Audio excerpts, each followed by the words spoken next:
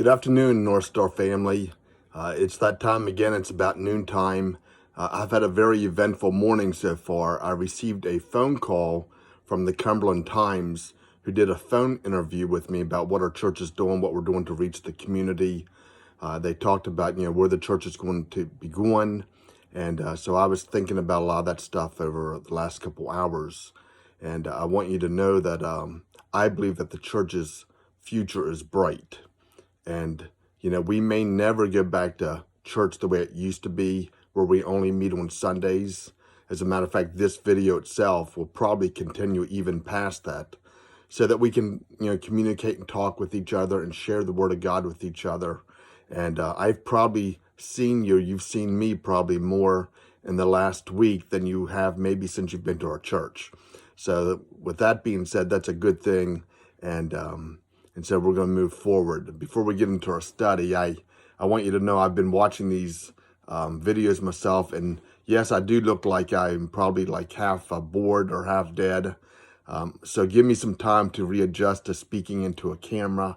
And I promise you I'll try to get better at that. So with that being said, let's get back into our study today. We've been studying the book of James.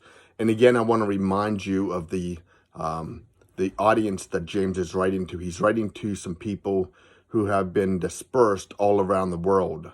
I mean, you talk about being quarantined, they're not quarantined into a house, they're quarantined into another country.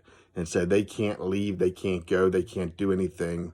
And so James is writing this letter. He's trying to encourage them about some things they need to be taken care of. And when it gets to this chapter 1, we've talked about some other things the last couple of days. He says this, he says, "This you know," in plain words, he knows that you know this by experience. He says, "My beloved brethren, but everyone must be quick to hear and slow to speak and slow to anger." I have used this verse in counseling many times when it comes to husbands and wives who are not seeing eye to eye. And isn't it interesting? James would say, you know this from experience. You have lost your temper, you have lost your cool, you have spoken too fast, you've said things you should not have said, and you've hurt another person because you lost control. And so James is reminding us, we need to be, quick to hear, quick to listen. We have 2 ears and 1 mouth, it's been said, so we should listen twice as much as we speak. And in the context, James probably isn't talking about husbands and wives, arguing with each other. But I think he's probably about this idea of being angry with God because God has not stepped in to get them out of the situation they're in. They want to go back home. They want to get back with their family. They want to get back with their friends. And they're in a foreign country and they don't see God working on their behalf. And so they're getting angry. And so James writes and says, guys, I want to remind you of something. It's better to listen and to speak slowly and be slow to get angry. Why?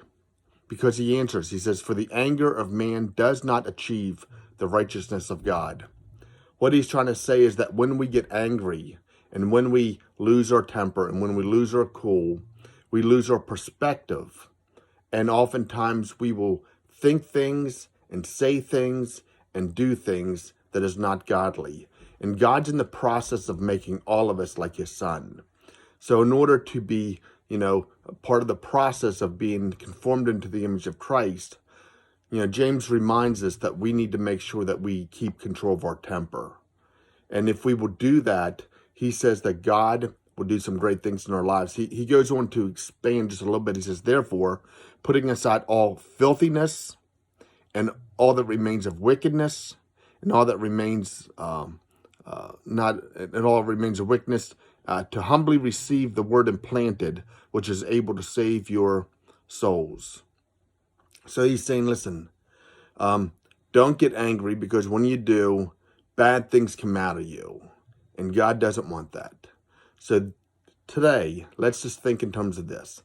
Let us decide to not lose our cool, to have faith, to treat people with respect and love and care and kind words.